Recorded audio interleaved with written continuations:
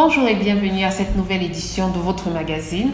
À la une aujourd'hui, nous parlerons de la cérémonie de présentation du livre blanc sur l'électrification hors réseau au Cameroun qui s'est déroulée le mercredi 25 mai dernier à la Fondation Friedrich Ebert, organisée par l'Association de professionnels de l'électrification hors réseau du Cameroun, en abrégé APELCA, un panel d'acteurs du secteur de l'énergie solaire, d'organismes internationaux et même du gouvernement y ont été représentés. La cérémonie a débuté à 10 heures sur le mot de bienvenue de la présidente de l'association.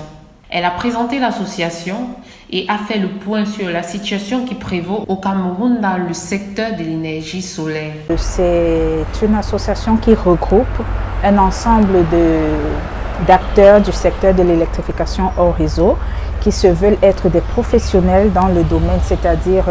qui ont un minimum dans le respect des normes, de la réglementation et de tout le reste, et donc qui aimeraient œuvrer en synergie pour pouvoir améliorer ou encore impacter positivement le secteur de l'électrification hors réseau au Cameroun. Pour sa première apparition officielle, l'association est entrée en scène avec la présentation du livre blanc sur l'électrification hors réseau au Cameroun, qui présente 8 propositions clés nécessaires pour accélérer l'électrification hors réseau et l'intégration des usages productifs au Cameroun. Et part du fait que nous constatons qu'il n'y a pas de livre blanc sur l'électrification hors réseau au Cameroun, et donc nous avons jugé utile d'en produire un parce qu'il est grand temps que nous puissions tous évoluer ensemble, c'est-à-dire que ce soit les acteurs du secteur, que ce soit les institutions gouvernementales et que ce soit les bailleurs de fonds ou quoi que ce soit, que nous pouvons vraiment évoluer tous ensemble vers l'atteinte du même objectif qui nous regroupe. Et donc nous avons pensé à faire un état des lieux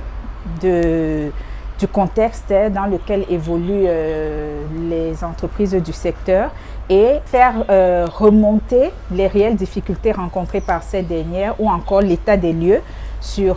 concernant les rapports ou les interférences avec les autres instances, et au sortir donc de cela, adresser ou encore faire des propositions concrètes qui viendraient répondre aux réels besoins liés aux manquements constatés, d'où les 8 propositions clés qui font l'objet de la production de notre livre blanc aujourd'hui. À sa suite, les propos de la représentante résidente de la Fondation et de la chargée de programme. On travaille depuis, laissons dire, 5 ans autour de sujets d'énergie et d'environnement, en partenariat avec les ONG, le gouvernement, les ministères différents, et aussi beaucoup de groupes cibles comme par exemple les femmes rurales qui vivent les impacts du changement climatique au quotidien. Et en fait, pour nous, il faut toujours créer des alliances entre des acteurs différents pour promouvoir des énergies renouvelables et aussi pour faire avancer l'électrification. Dans ce sens, nous sommes très contentes d'être hôtes de cette réunion. Nous restons ouverts, nous restons disposés, disponibles, mais surtout heureux d'accueillir cette plateforme-là qui va, à notre avis, selon ce qu'on a pu entendre ici, avec les 8 recommandations clés du livre blanc, améliorer et redorer le blason des énergies renouvelables. Puis, le représentant de l'ONUDI qui a félicité l'initiative au sortir de cet événement. Au niveau des 8 propositions qui ont été faites, sont des propositions intéressantes, structurantes pour le secteur. Nous, ce qui nous intéresse en particulier, c'est tout ce qui concerne les aspects de normes, de standards et de politique. Nous travaillons pour une organisation internationale dont l'objectif est de mettre en place une industrie locale. Et nous pensons, comme nous l'avons suggéré durant les discussions, qu'il est important que l'association puisse mettre en place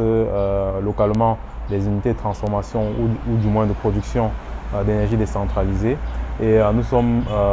prêts, dans le cadre des fonctions qui nous sont dévolues, à les accompagner dans la mise en place d'une infrastructure qualité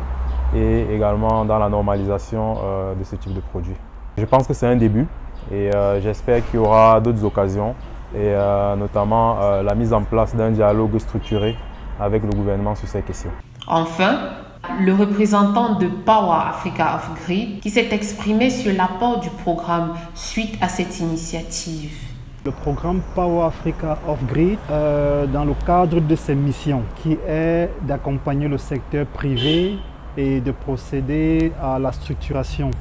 de ces secteurs pour pouvoir parler d'une seule voix, a apporté une assistance à toutes ces entreprises pour pouvoir créer cette association qui a été effective en décembre 2021. Et aujourd'hui, avec cette cérémonie de présentation du livre blanc, il était question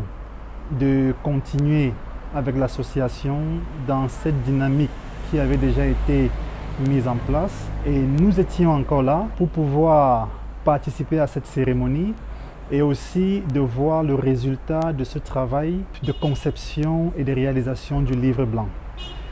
qui a porté comme ça sur des propositions concrètes et des recommandations du secteur pour pouvoir accélérer l'électrification hors réseau au Cameroun. Ce qu'on peut dire par rapport à cet événement qui s'est déroulé est que le programme Power Africa aujourd'hui a vraiment contribué à regrouper le secteur privé autour d'une association, ce qui est une très bonne chose. Et maintenant, ce que nous souhaitons à l'association, c'est de pouvoir travailler vraiment de commun accord, d'avoir de nouveaux membres et tant que le programme intervient, nous continuerons de les appuyer dans l'implémentation des activités qu'ils ont déjà si bien décrites et que nous avons suivies durant ce programme. Merci de nous avoir suivis. C'est tout pour le moment et à bientôt pour une prochaine édition.